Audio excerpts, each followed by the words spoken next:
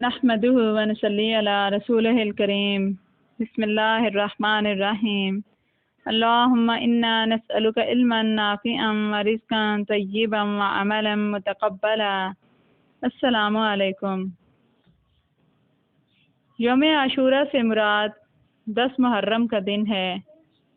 جہاں پہ محرم کے مہینے کی اتنی زیادہ فضیلت ہے، وہاں یوم عاشورہ کی فضیلت تمام دنوں میں سب سے بڑھ کر ہے۔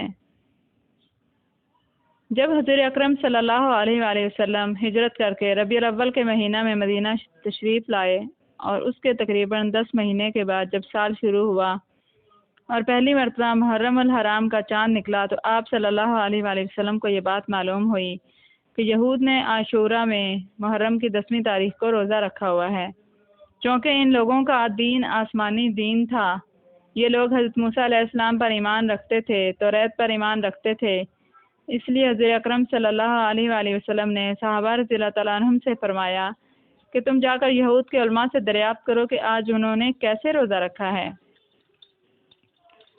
چنانچہ ان سے دریافت کیا گیا تو انہوں نے یہ جواب دیا کہ آج ہمارے یہاں یوم تشکر ہے، یعنی شکر ادا کرنے کا دن ہے، آج ہماری نجات کا دن ہے، آج ہم بارگاہ خداوندی میں روزہ کی عبادت کے ذریعے اس بات کا شکرانہ ادا کرتے ہیں کہ آج ہی کے دن اللہ تعالیٰ نے حضرت موسیٰ علیہ السلام کو اور ان کی قوم کو فرعون کے پنجہ سے نجات عطا فرمائی تھی اور فرعون کے اس لشکر کے سمیت غرق کر دیا تھا۔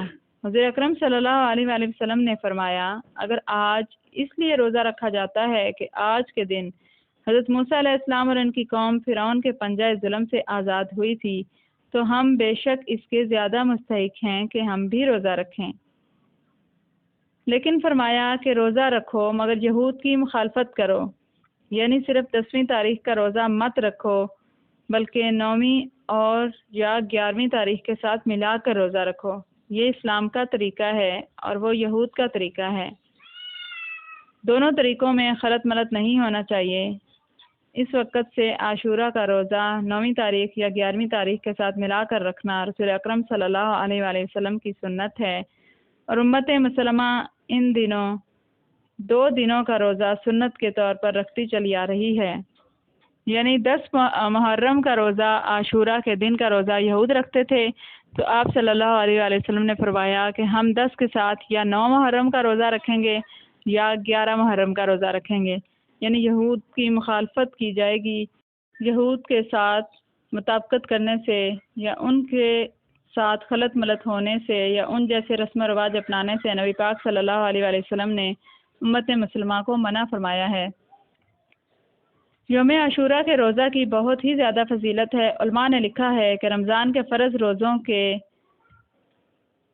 علاوہ نفلی روزوں میں سب سے افضل روزہ عاشورہ کا روزہ ہے، اور اس کی وجہ یہ لکھی ہے کہ رمضان کے روزوں کا حکم آنے سے پہلے عاشورہ کا روزہ فرض تھا۔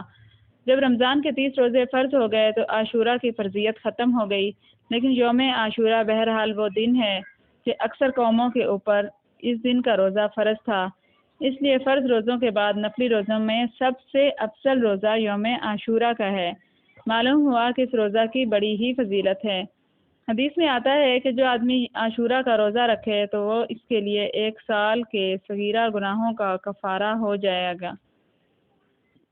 یعنی جو 1 دن کا روزہ رکھے گا تو وہ اس کے لیے تمام گناہوں کا کفارہ ہو جائے گا۔ خیر، یوم عاشورہ کا روزہ 1 سال کے گناہوں کا کفارہ تو ہو جاتا ہے، مگر یہ گناہ صغیرہ ہیں، یعنی اس میں کبیرہ گناہ یا حقوق العباد شامل نہیں ہیں۔